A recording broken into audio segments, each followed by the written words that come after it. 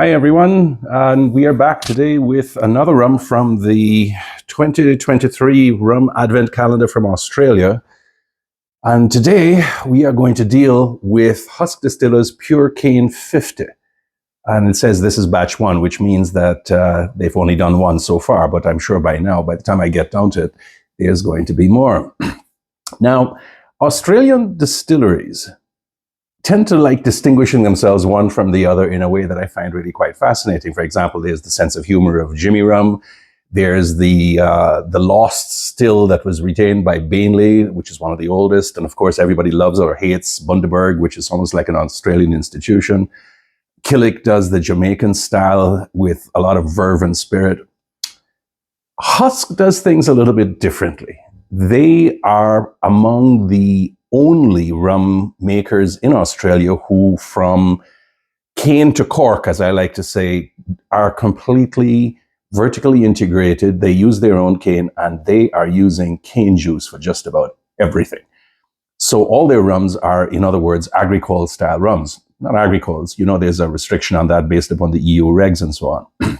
Now this is one that they call the Pure Cane 50, and all that really means is that it is cane juice, unaged distillate at 50%. And it really is quite interesting. Now, the company was founded by Mr. Messenger somewhere around 2012, although the genesis, as with most of these things, is quite a bit earlier. I think he had been in Martinique and he just fell in love with agricoles.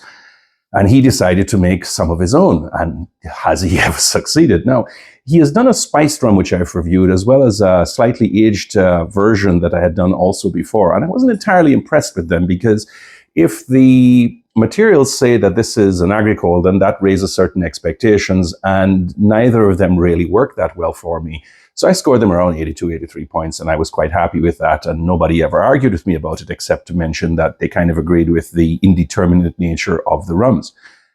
This one's a little bit different. So first of all, the distillation apparatus is a 6,000 litre Forsyth still that was made to Messenger specifications and put into play a few years ago that replaced the Spanish 1,000 litre still that they had before that. This is a hybrid still, so it's got a columnar attachment to a pot still kind of profile thing there.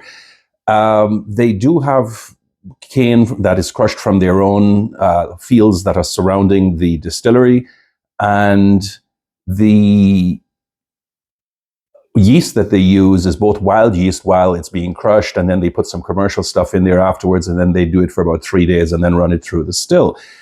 The interesting thing about this over and above that is that they rest it in inert tanks for about 6 months and stir it and slowly bring it down to 50%. What comes down at the end of it is really quite interesting. So there's just a lot happening here all at the same time, and I find that really quite fascinating. There is quite a bit of minerality, sort of like iodines and some sort of, cough syrup kind of thing. That's not a disqualifier by any means. It's almost peaty, very likely in that sense.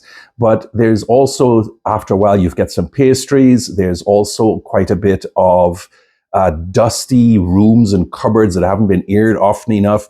And then eventually the fruits and the florals do start to come through, right? I like that quite a bit. There's also some vegetable notes in there that kind of play interestingly together with the nose. So you can actually take this rum to pieces quite a bit over an extended period. In point of fact, this is the third time I'm trying it because I was so confused by it at first.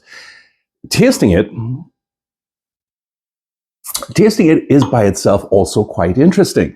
A lot of what comes on the nose is sort of like muted down a little bit on the palate. And you do get a little bit of raisins, you do get a bit of cucumbers and vinegar, you get a little bit of spiciness. It's 50%. You're going to get a little bit of aggro there. The vegetable notes are there a bit more clearly, so it's a little bit sour in places, but mostly what you're getting is a sort of like a salty, honey, caramelly kind of taste. Not caramel precisely, but something along that line. It finishes reasonably quickly. It certainly has those dusty pastry crackers kind of notes, which I quite like. And overall, it's an extraordinarily sippable rum. Some people might not like the saltiness and the olives and the brine of it, but I find it's kind of okay. It's what I sort of expect in an unaged white. Now, here's the thing. what do I think of it? Well, some of the flavors don't really play well together. It's like I noted in my written review that the makers kind of tossed everything but the kitchen sink, and sometimes even the kitchen sink, into the mix to see what will come out at the other end.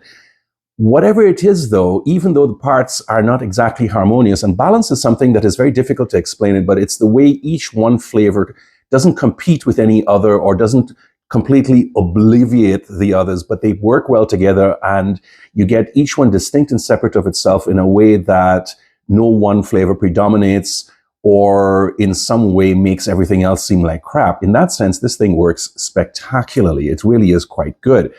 What it doesn't do is actually represent the sort of Caribbean or Indian Ocean agricole rum to which we are more used. But that's not a disqualifier, and this is why I'm spending a little bit more time on this. What it really does is it takes the concept of a cane juice distillate unaged to a slightly different place. And as long as you're willing to meet it halfway, you are going to enjoy this thing. It really is quite nice. And it, particularly for me, after having tried as many whites, unaged, aged, or, the various variations that are there in the world out there, I like to see a maker who's willing to kind of like stick with the tried and true while still going at a slight right angles to the whole thing. And in that sense, I believe that this is a rum that you need to taste, if only to see what other new discoveries you can make for a rum that can either be mixed or sipped or had with a cube of ice or whatever. And you can still say, well, I haven't had this before. This is actually quite interesting. And for me, it's actually quite good. So I'm going to score this about 85 points, which I think is just about right. And I would encourage you to give it a try. It won't be to everybody's taste, I don't think, but it is certainly to mine. And that's why I endorse it the way I do. So that's it for today. And I hope you enjoyed this. And as always, leave a comment if you do. And we look forward to finishing off the rest of the 2023 Advent calendar before the 2024 one hits my shelves, in which case I got to start this whole thing over again. Have a nice day, everybody. And I'll talk to you next time. Bye-bye.